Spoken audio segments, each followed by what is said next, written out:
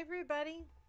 This is just a sporadic come on and chat for a moment. I kind of wanted to decompress a little bit after my show with Sharon on Surviving Together.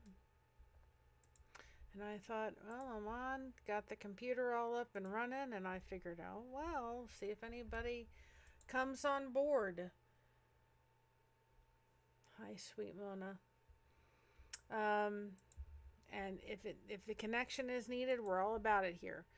Nobody is to be suffering in silence. So if my voice and my face helps somebody, wonderful.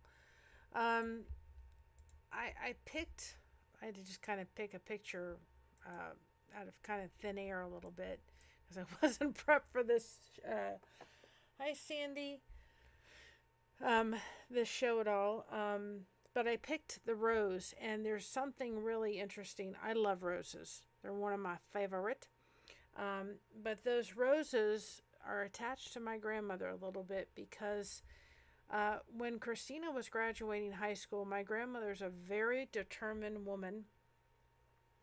And she said to me, she goes, Mary, I want you to order Christina flowers. And I said, well, she's got a lot of stuff going on. And we'll get, why don't we just hold off, Grandma? No, I want to order these roses for her. And I said, okay. I said, why don't we have them sent for her birthday? And she said, that's fine. So we went ahead and set it up and had it all ordered and everything. Well, my grandmother must have known because Christina's graduation was May 19th and she passed away a month later. So for Christina's 19th birthday, I want to say, she had this unexpected gift from my grandmother. So my grandmother was determined. So I thought, I'll put up the happy. And they were such beautiful flowers because they were all so colorful. And hi, Kelly B. They were all so colorful and full of color and light. And I actually were able to preserve them very well and put them in a frame for Christina. So I thought, well, I'll just pop in that picture. So those flowers just were so unique, how they got all the petals to be different colors. They were just so beautiful roses. What was crazy about the whole thing is we put the vase, as we were setting up these flowers, on the stove where my parents were living at the time. And we took the vase off the stove, and the creepiest smiley face winded on the stove, and it stayed there. Even when we were moving, that stove had that imprint of the smiley face. Like my grandma was saying, see, Mary, there was a reason why I wanted you to do what I wanted you to do. And to this day, whenever we see a we say smiley face, Christina always says, that's Nana. So a little something or other, but I thought it was very fitting for the hard topic of talking about my uncle. And, I left that show, just honoring my uncle, and honoring and saying that I loved you with a little bit of emotion behind it, because now in my 29th year of over and over and over again, I have a lot more compassion than I had for him when I was in my 20s and teenagers, and shortly after the incident happened. I had some disdain for the man. Nothing will ever. We missed years because of alcohol and what happened, but he's no longer here. He's still my mother's brother.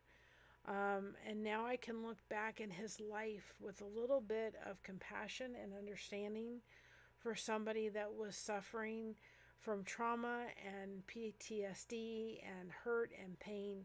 And he used alcohol, and drugs. Some of us use food to cover that up. And he suffered alone for a long time. And I don't think he ever dealt with any of it. And it's just a terrible shame. So it was a story of his story, because I said to Sharon, I cannot tell this story without telling his. It doesn't, and not for everybody that an incident happens to do we have a story to be able to say, this is why this happened. to look back on. However, I can understand why he was the way he is because of the trauma that he went through. And there's a lot more compassion and love and forgiveness. I'll never forget what happened. There's been leftover trauma through my life that may never go away. Dear, I don't care how much you throw that at me. And I'm talking about the word DEAR, not the deer itself. Will forever, I don't care what we do in therapy. I don't think I can ever get to the point where that is anywhere endearing to me. I often don't put dear on a letter because it just it's not very, it doesn't bring up a lot of emotions. It brings a lot of negative emotions. So, my husband calls me a lot of endearing names, but they're not that. And I'm grateful that he realizes that that is just something that we're not going to take the time to bother with. And I just don't think, no matter how much we try, I can ever get through where I can say, okay, I can handle this word. I don't, and I don't want to. And that's okay. Forgiveness comes through the hands of ourselves. It gives power back to us. And I had a choice. I had forgiven him to some degree before I had to walk in that hospital with him in the shape he was in, before I was able to say, I forgive you. And then, somewhat grieve him when he passed from this world. But, forgiveness, there are some things. I hope I'm never put in a position where I can't forgive somebody. Even my ex-husband, I can forgive him. My daughter has had her battle with autism, and I've had to sit there and forgive. It's part of life. It doesn't make it easy, and there's some people that there are certain situations they cannot forgive. And it is up to the individual. It is up to the people and the persons themselves of whether they can do it or not. But I hope my story on surviving together really gave some insight onto parents to be alert. If you have somebody in your family that is addicted to drugs and alcohol, please be aware that there's a potential for them to do something that may be SA related. You unfortunately, we want to trust them, especially if they're sons and brothers and family members, but that not necessarily is the best way of going about it. And my grandmother, and once it happened, the second time, there was no trusting that it was not going to happen again. And then we prevented it from that point forward. So, it's hard to say, when we're dealing with somebody with drugs and alcohol. Oh, I've been praying for you, Kelly B. When we're dealing with somebody with drugs and alcohol, especially when it's a family member, we want to trust them. But if you have children around, you can't always do that. And it may be best that you don't. And in a lot of reasons and a lot of things, that we just don't. And I'm very glad my parents, when it happened the second time, just didn't pat me on the head and said, okay, he realizes that he's going to jail the next time, so you'll be fine and you could be left alone. And I was not, and I'm very grateful that they did that. It is why I'm doing this channel. I don't know if I'm going to do something tomorrow. I don't know yet. We'll see. Sorry, I'm in a little bit of pain today. We're going to kind of see how Mary feels tomorrow. But Friday, I'm going to come on and do a little bit of a show. I'm going to have a little fun for a minute. I've spent 2 hours kind of... but we're going to have a little talk about this thing we call YouTube thing. Now, I reached over 300 subs last night. I was so excited. I was like, yay. And I've got 300 watch hours. So those just need to increase a little bit. But I want to go into a little bit of depth about the kind of what people don't realize are kind of behind the scenes. Um, I've done kind of why I'm doing this. I think a lot of people that aren't living in the YouTube world community here don't realize, but I'm going on other channels and talking to people, which I'm loving. I'm loving all that connection and meeting people and going into the crochet world and all that kind of stuff like that. I'm enjoying that, but I'm doing a lot of stuff you all are not seeing behind the scenes so we can grow the channel. And thank you, Mona. And that's fine. And it can grow in God's pace and in God's timing. And I'm just coming along for the ride. But, you know, kind of what brought me to the thing was when I ordered the protein puffs that Tommy was talking about, because I'm really excited about them. I will let you know how they are. I'm going to try them. I was super excited, first of all, to find out. I thought they were going to be much more than they were. But I cannot eat anything with, it depends on the product, I guess I should say, because I can have like the Premier protein drinks with the sucrose in it, but I can only have that once a day. And sometimes I have to take a break and have it every other day. And it does have, I can't eat anything with really any kind of aspartame or sucrose on any major level, because like I can't sit there and go, okay, I'm gonna have 2 or 3 of the protein shakes a day, because I don't really want to be in bed with a migraine from heck and high water. It literally puts me, I mean, I usually, my migraines, I can take TV playing and everything, and you know, sometimes take, you know, low light and stuff, but when I get those ones, it's I'm in bed, nobody talk, no lights, no sound, and just go away for the world for 2 or 3 days. They are major. Hi, Rorio, Kim D. I totally just like get me away from anything. So I was really excited to see that these do not contain any kind of artificial sweetener. And then I looked back on the package of my husband's protein shake that I put in his coffee every morning, and I looked at the Premier protein. Nothing against that. And I'm like, there are things I can't pronounce on this.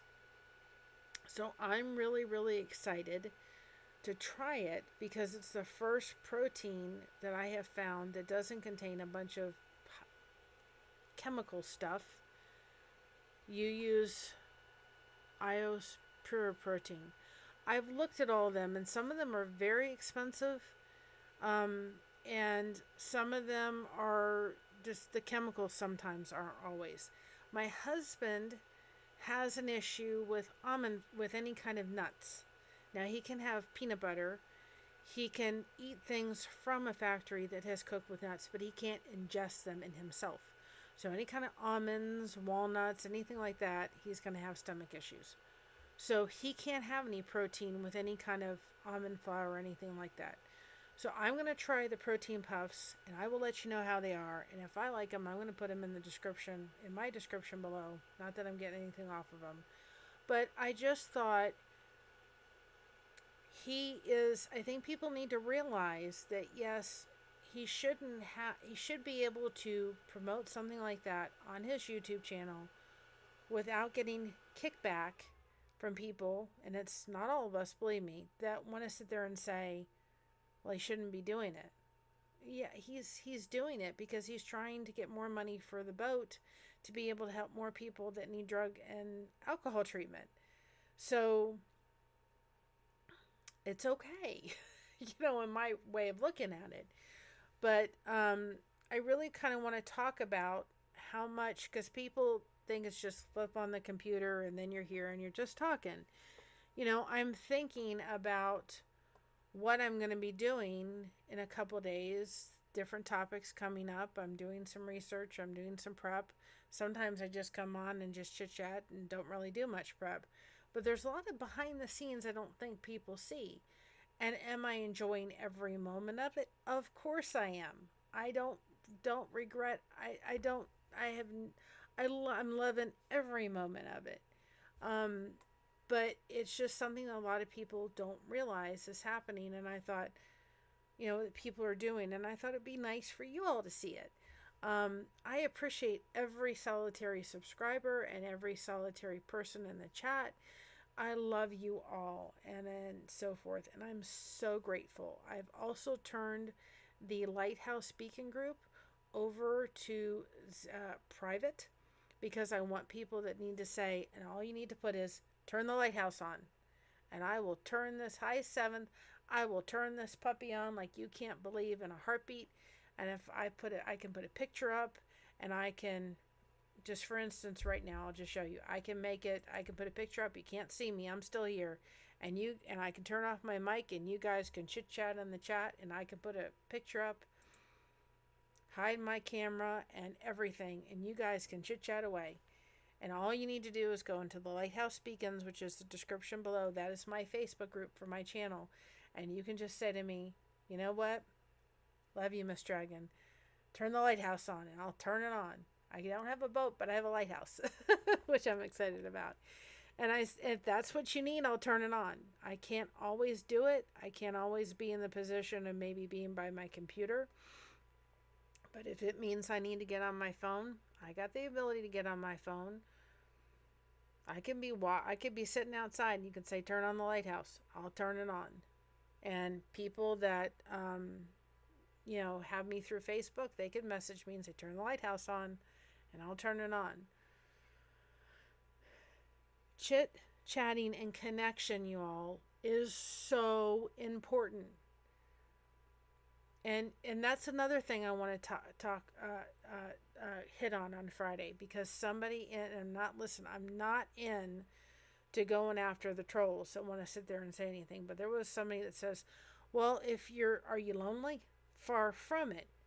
Now, you need to just get off, you need to stop streaming and go living. And I'm like, I haven't lived so much in the past several months as I've lived since the lifeboat and since I started my channel. I'm living.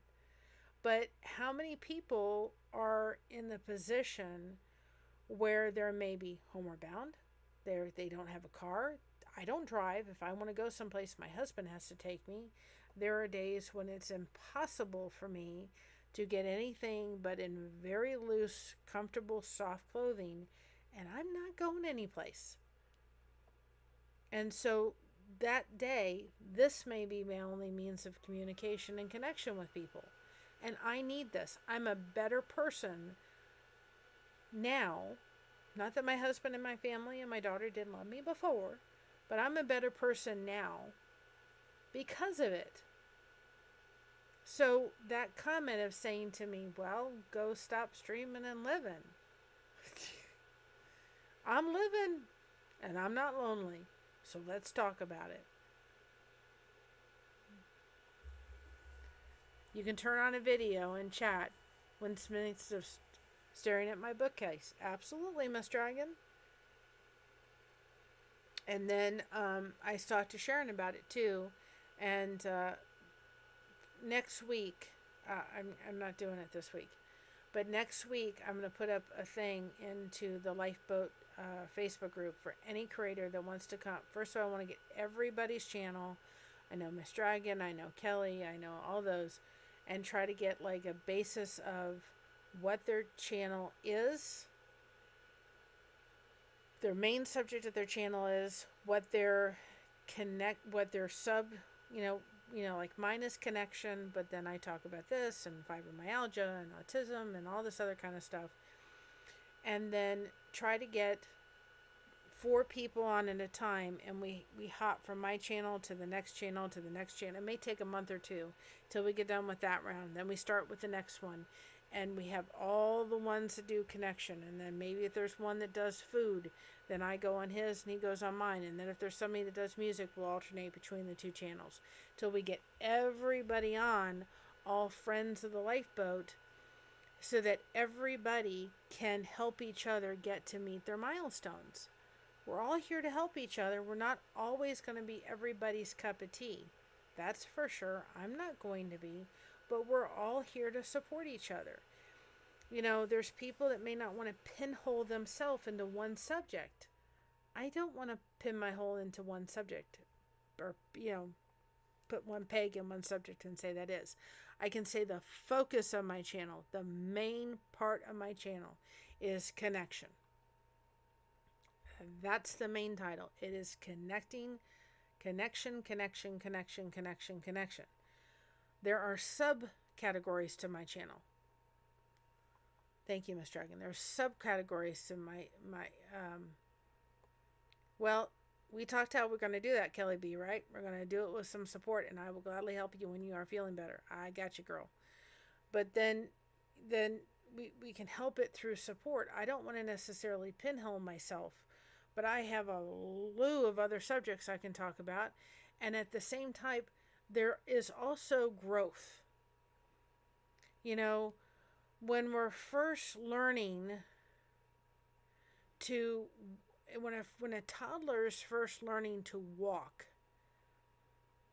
they walk and they fall down, and then they keep going, and then they'll get pretty good at walking, and then they'll start talking a little bit, and they'll add words to their vocabulary.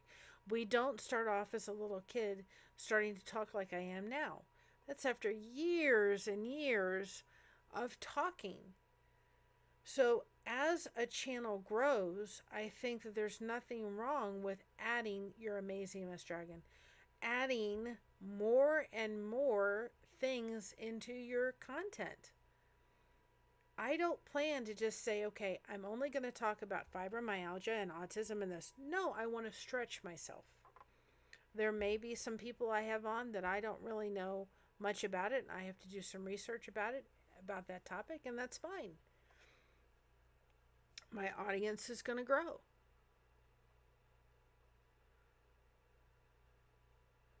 It's going to grow, and I'm going to need to add topics, and I'm going to need to do things and kind of step out of my comfort zone. If our comfort zone is this, and we stay in that comfort zone, it's exactly where it's going to be. The only way to make your comfort zone bigger is to step out of it. Just a little bit. Sometimes we need to do it in baby steps. Kelly is and has some awesome content.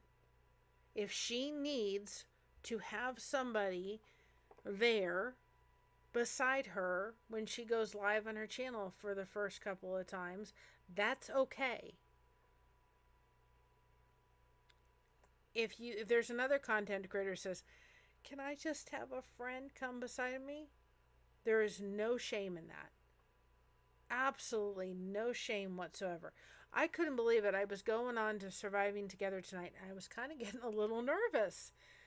And I'm like, why am I having a little bit of anxiety? Part of the topic was just to bring back, those memories. But I was sitting there going, why am I getting a little nervous?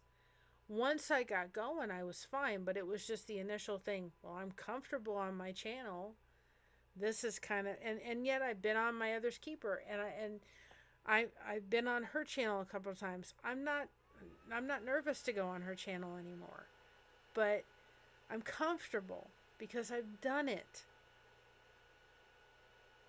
I remember when I had a job the first time. I had a job in an auto mall, and I thought, oh my goodness gracious, I'm never going to be good at this. I walked away that first day saying to my husband, there is no way I'm going to get this. I'm going to get fired before you even give me anything. It was horrible. I'm never going to get this. Never, ever, ever, ever, ever am I going to get this, right? Well, I got it, but it was doing the same job over and over again. You know who was considered the head cashier by a lot of those people in that building? It was me. I was considered the head cashier. I'm like, I'm not listed as head cashier, and people come up to me and say, yes, you are. Thank you, Rhonda. It was good. I'm glad I went on. I was like, I'm not the head cashier. If my math teachers could see what I did in that auto mall, counting $10,000 in cash, they'd have been absolutely amazed. And at one point, I was even considered to go into the accounting department. That would have floored them. Absolutely 100% floored them. But I went out of my comfort zone. It was great in customer service when the customers wanted to be nice. And I still had to look at them with a smile. Believe me, I had some doozies. Whew. I had some doozies.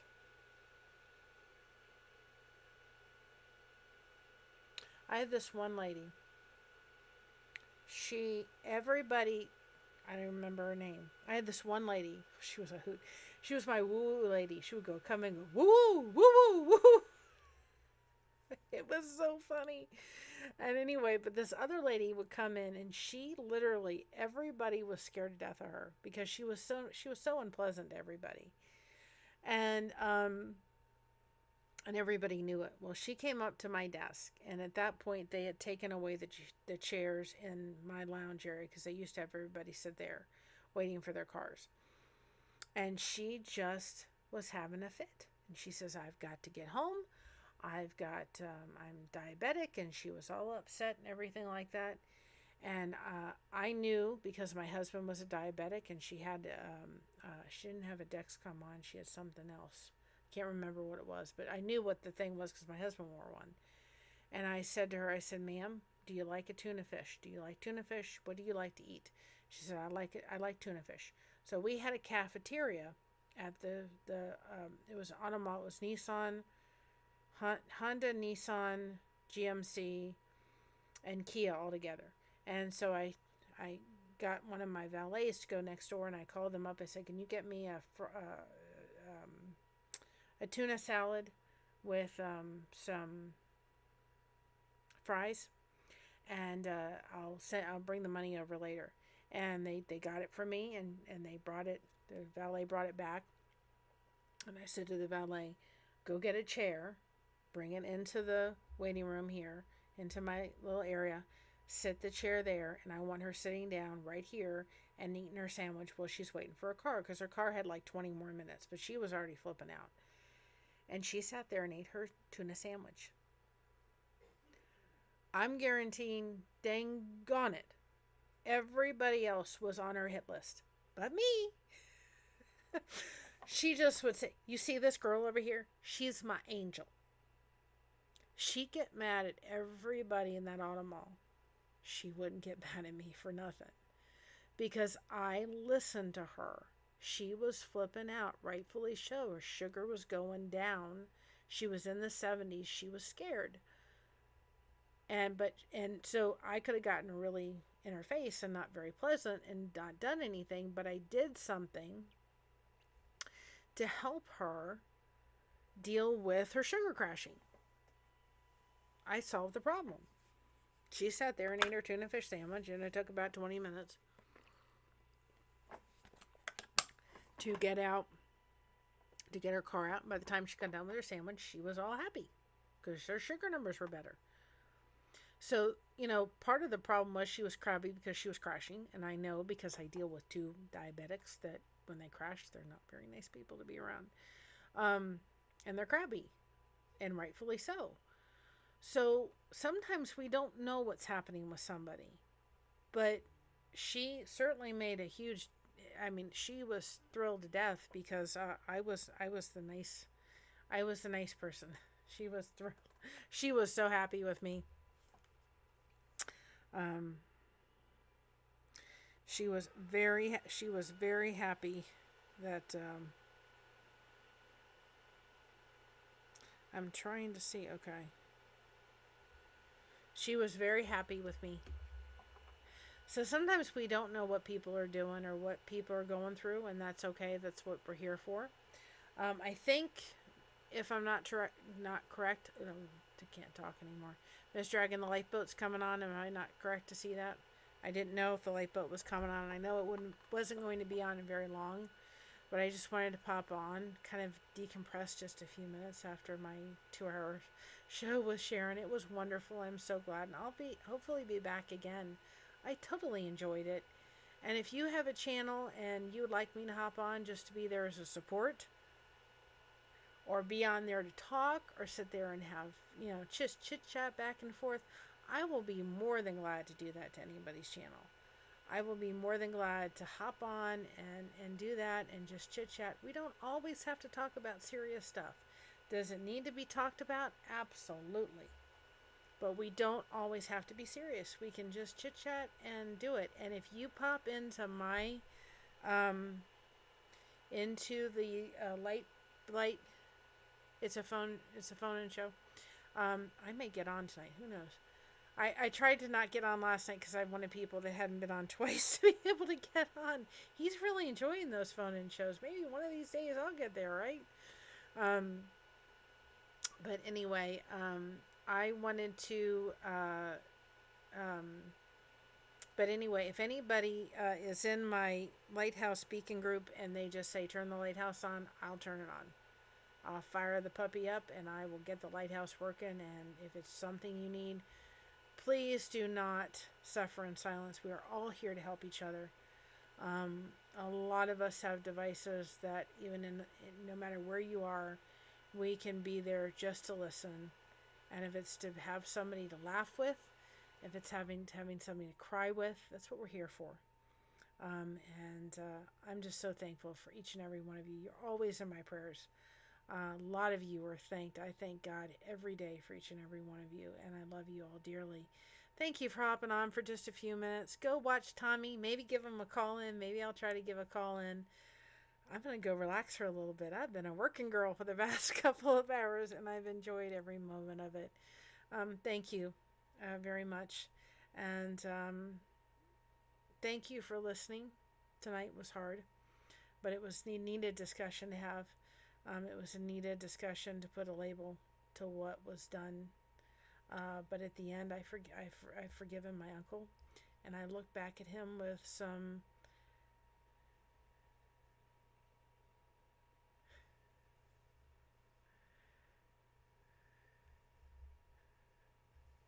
that would be terrible to show up naked. That's why you got to pre-screen everybody that comes in, right? Anyway, I appreciate everybody for allowing me to talk about it, label it, put it what it was. Wasn't easy. I love you, girl, Mona. Big hugs. It wasn't easy, but please know that I have forgiven my uncle. I wanted to honor him. I wanted to honor a life that was taken by alcohol. I wanted to honor my mother's brother. I wanted to honor my grandfather's son and my grandmother's son. Because Stephen James Georgopoulos was a person who was dealing with trauma and pain, who dealt with it using alcohol and drugs. And I can look back at it with sadness because it was a life lost. And I can look back at what happened to me and be very thankful that God protected me from something that could have been a whole lot worse if I hadn't had the protections, not only from my parents, but I know God protected me from a lot worse that could have happened. Like I said tonight with Sharon, if my uncle had done it without people being around and gaslighted me, things could have been a lot worse. But I really do believe God protected me from what could have been worse. And I'm just sorry that my uncle had to deal with all of his hurt and pain by covering up with drugs and alcohol. And here's the important part, he did not choose to go get help for it. He chose to suffer in silence because it was easier to drink it away and cover it up than to deal with it. So I, as his niece, need to give his Stephen James Georgopoulos a voice.